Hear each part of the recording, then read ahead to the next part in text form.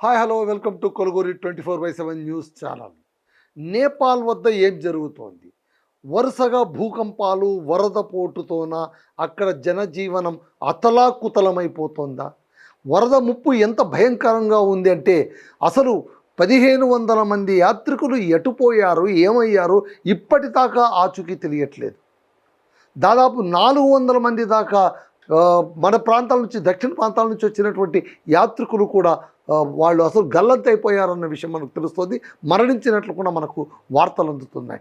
ఇంతకు ఇవన్నీ కూడా జరుగుతుండగా అక్కడేదో టిబెట్ వద్ద సహాయక చర్యల్లోనూ అంతో ఇంతో పాల్గొంటున్న వారిని కూడా ఇక మీరు సహాయక చర్యల్లో పాల్గొనవద్దండి, ఎందుకంటే రానున్న 20 నిమిషాల్లోన మరో ముప్పు ముంచెత్తబోతోంది.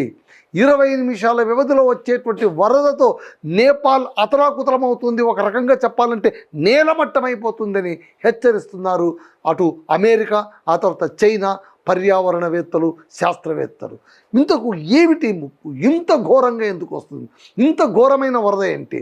అసలు కైలాస్ పర్వత్ మానస్ సరోవర్ యాత్రకు వెళ్ళినటువంటి యాత్రికులు వాళ్ళు ఎందుకు వెళ్ళారో కూడా అర్థం కాని పరిస్థితులు, దిక్కు తోచక బిక్కుమంటూ ఉన్నారు. ఈశా ఫౌండేషన్ నుంచి దాదాపు 47 మంది దాకా ఇందులో చిక్కుకున్నట్టుగా చెబుతున్నారు.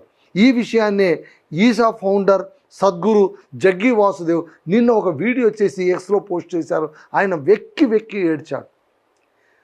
కొట్టుకుపోయిన వారిలో, గల్లంతైన వారిలో తనకు చాలా ఆప్తుడు, 2 దశాబ్దాలుగా తనతో పాటు ప్రయాణించి ఈశా ఫౌండేషన్లో క్రియాశీలకంగా పనిచేసినటువంటి ప్రవీణ్ అనే వ్యక్తి కూడా ఇప్పుడు కనిపించట్లేదు. హైదరాబాద్కు సంబంధించి ఎల్బీ నగర్ వాస్తవ్యురాలు, ఆస్ట్రేలియా నుంచి వచ్చినటువంటి సుహాసిని రెడ్డి కైలాస మానస సరోవర యాత్రకు వెళ్ళింది. ఆమె కూడా గల్లంతైపోయింది. ఈ మొత్తం అతలాకుతలానికి కారణం వాతావరణ పరిస్థితులు. ఏంటి ఈ వాతావరణ పరిస్థితులు? నేపాల్కు మరో ముప్పు పొంచి ఉందా? 20 నిమిషాల్లో 5 రెట్ల తీవ్రతతో మొన్న మనం ఏదైతే చూసామో త్రిశూల్ అనేటువంటి నదిలో, గల్చీ ప్రాంతంలో త్రిశూల్ నదిలోన కేవలం 30 నిమిషాల వ్యవధిలో 9 మీటర్ల ఎత్తున వరద పొంగింది, నది పొంగింది. అంటే అక్కడ చుట్టూ ఉన్న ప్రాంతాలంతా కొట్టి పడేసింది. బండరాళ్ళు సైతం దూది పించాల్లా కొట్టుకుపోయాయి. జనాలు ఎక్కడికి పోయారు, ఏమైపోయారు, ఎవరికి అంతు పట్టట్లేదు. ఈ స్థితిలోన మరో హై అలర్ట్. ఇప్పుడు చైనానే నేరుగా హై అలర్ట్ చేస్తుంది. జాగ్రత్తగా ఉండండి, అక్కడ ఎవరూ ఉండొద్దండి, ఎందుకంటే మరో వరద ముప్పు వస్తుంది. ఈసారి అత్యంత భయంకరంగా ఉంటుంది, 5 రెట్లు ఎక్కువ స్థాయిలో ఉంటుందని హెచ్చరిస్తోంది.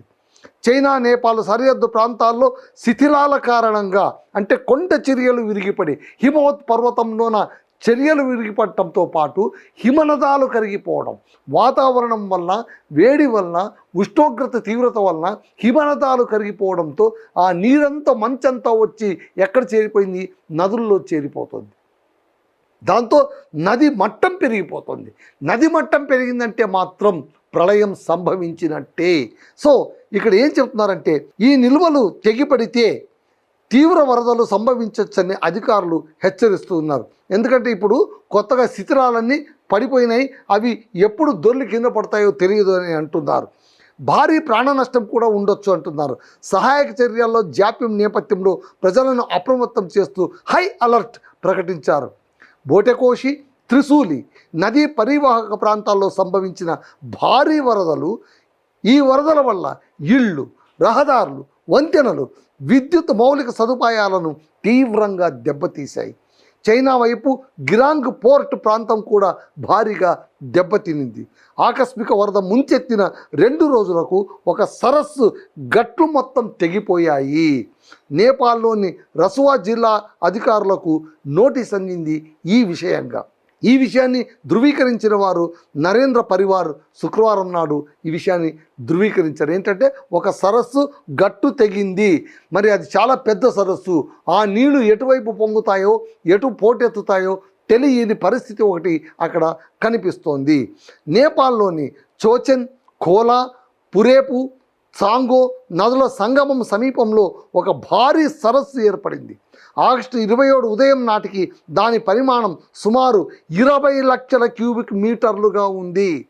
చైనా సీసీటీవీ కథనం ప్రకారం గిరాంగ్ సరిహద్దు సమీపంలోని ఆనకట్ట సరస్సు పొంగి పొర్లుతోంది. టిబెట్ వద్ద సహాయక చర్యలను తాత్కాలికంగా నిలిపివేశారు. ఆగస్టు 28 ఉదయం నాటికి నేపాల్లో వరద మృతుల సంఖ్య 469కి చేరింది. మొదట 150 మంది అన్నారు, 190 అన్నారు, 200 అన్నారు, 399 నిన్నన్నారు.